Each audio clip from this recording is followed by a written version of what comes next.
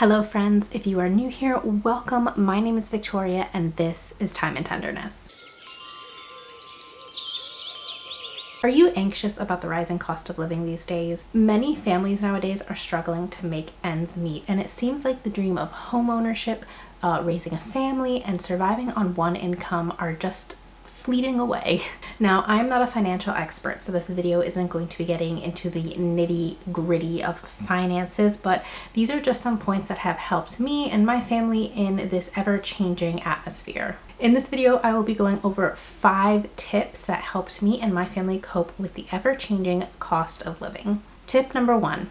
Accept your reality. Sometimes the best thing that we can do is to just accept that things are the way that they are. Now, this can be very difficult if we are constantly consuming media that is very focused on consumerism and materialism, and that can make it very hard to accept our reality. Now, there's nothing wrong with looking at nice things, but if we are not careful, it can kind of sway our emotions a little bit and help us to be very discontent in life. If we are constantly trying to keep up with the latest and the greatest and the latest trends, it can be like trying to swim in a fast-flowing river against the current.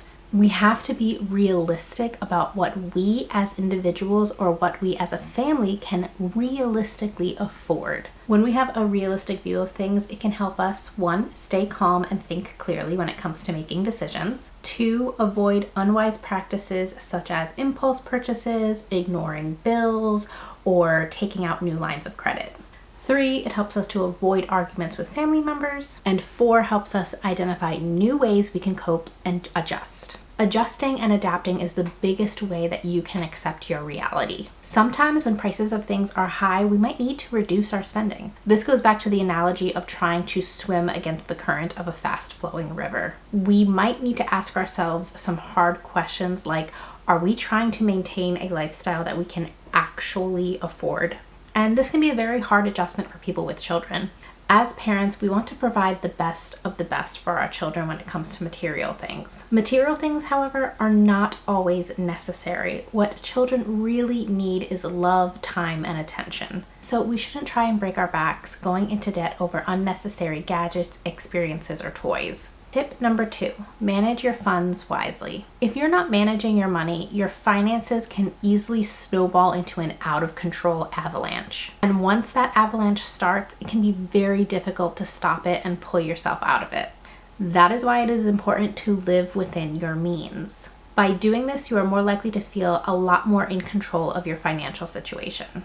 Now, like I mentioned before, I'm not a financial expert, but if you are a member of a bank that has an actual brick and mortar location, a lot of banks offer free services to their customers for financial wellness checkups. This gives you an opportunity to sit down with a real financial expert and learn about what programs your bank has to offer for either debt consolidation or budgeting tools, as well as other tips and resources that are available to you as their customer.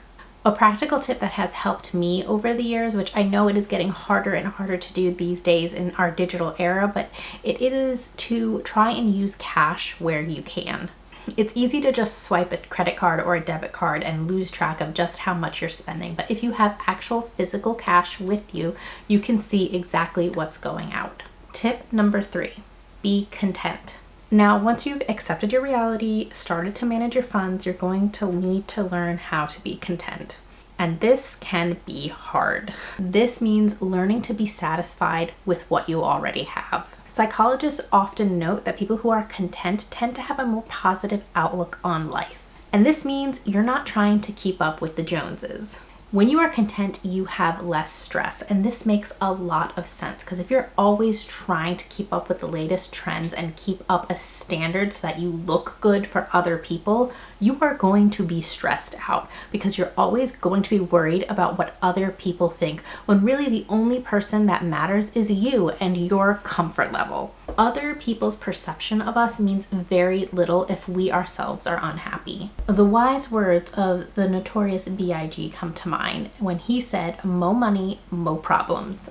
And it's true, the more money that you are chasing or the more money that you have, the more problems that come with it, because you're always going to be worried about somebody taking your money, or you losing your money, or you losing assets, or something happening to an asset. And even sometimes you're going to have to spend more money to protect what money that you have.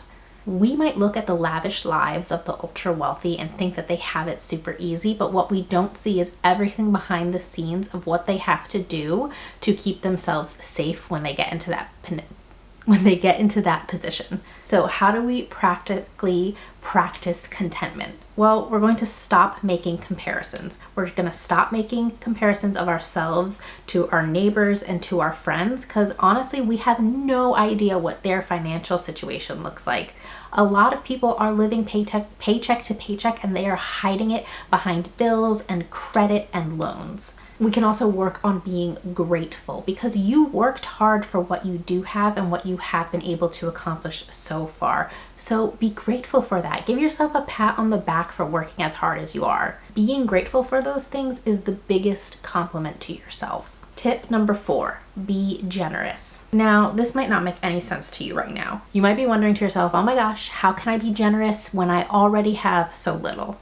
But remember, generosity can come in many forms. It doesn't have to be materialistic or financial. It can just be as simple as offering your time to someone. Scientists have studied what happens to somebody's body when they practice generosity, and I'm going to read from a list here. It says generosity can help reduce stress, lower blood pressure, and improve your sleep. And like I said, we don't have to be financially generous or materialistically generous. We can be generous with our time. Is there someone who is also struggling like you? Maybe you two can get together and just talk, because sometimes the best thing to help pull yourself out of a down feeling or emotional state is to be able to vent and talk to somebody else. And the last and final point that I want to share with you guys today is point number 5, be hopeful. Hope is important because it can energize you to help you make the most out of your current situation. Hopeful people tend to be more resilient, better able to adapt, as well as make wiser lifestyle and behavioral choices. So always try and look for the positive side of things, and this can help you remain hopeful. Well guys, I really hope you enjoyed this short and sweet little video. Please don't forget to like and subscribe, and I will see you guys next time. Bye!